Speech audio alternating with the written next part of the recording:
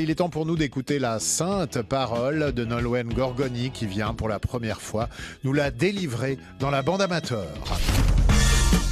Le héros. Un vrai héros ne se mesure pas par la grandeur de sa force, mais par la force de son cœur. Le héros. Ouais, parmi les nombreux décrets signés cette semaine par Donald Trump, ce lundi, il a officiellement annulé les objectifs de suppression des ustensiles plastiques à usage unique dans l'administration américaine. Mon héroïne de la semaine est donc... la paille en plastique. Mais quelle remontada, on la croyait finie à jamais, et non, la revoilà, tel un phénix qui renaît de ses cendres.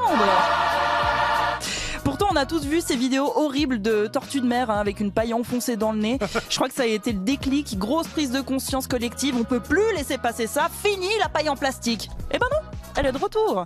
En première heure, on parlait de célébrités qui ont été cancelled à cause d'anciens tweets. Elle tue des tortues de mer, d'accord ? Elle tue des tortues de mer et on la reprend, mais quel talent ! En ce moment, je pense que tous les ex-toxiques de la planète sont en train de l'applaudir pour cette performance. Bravo ! Et pas que les ex-toxiques, tous ces trucs qu'on a mis au placard à tout jamais peuvent peut-être garder un petit espoir d'une rédemption. Le vous est là, le pantacrou, le tatouage tribal au creux des reins, Depardieu, qui sait, à ce stade tout est possible.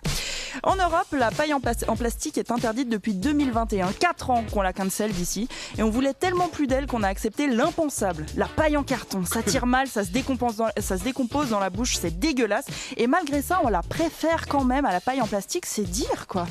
Perso, j'ai opté pour la paille réutilisable en inox. Résistante, agréable en bouche, elle saura séduire petits et grands avec ses différents designs acier et gris pour les plus sobres et classiques d'entre nous, ou couleur pop pour les plus fifous. Il y en a pour tous les goûts. Les miennes, elles sont irisées et changent de couleur en fonction de la luminosité. Je vais pas vous cacher que j'en suis très fière. Mais ce qui implique quand même que je possède actuellement un cure-paille, Franck. Si tu te rends compte le degré de commitment qu'il faut pour s'acheter un cure-paille, c'est à ce point-là qu'on a pensé fini la paille en plastique.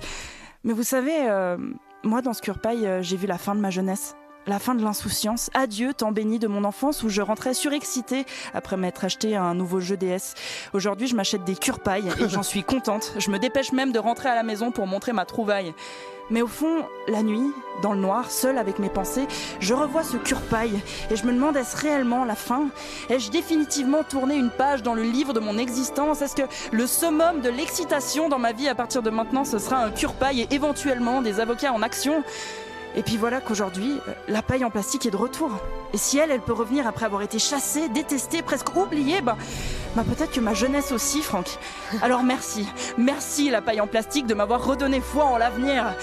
Enfin bon, un avenir pas trop lointain non plus, parce qu'à cause d'elle, on va quand même tous crever. Couleur 3.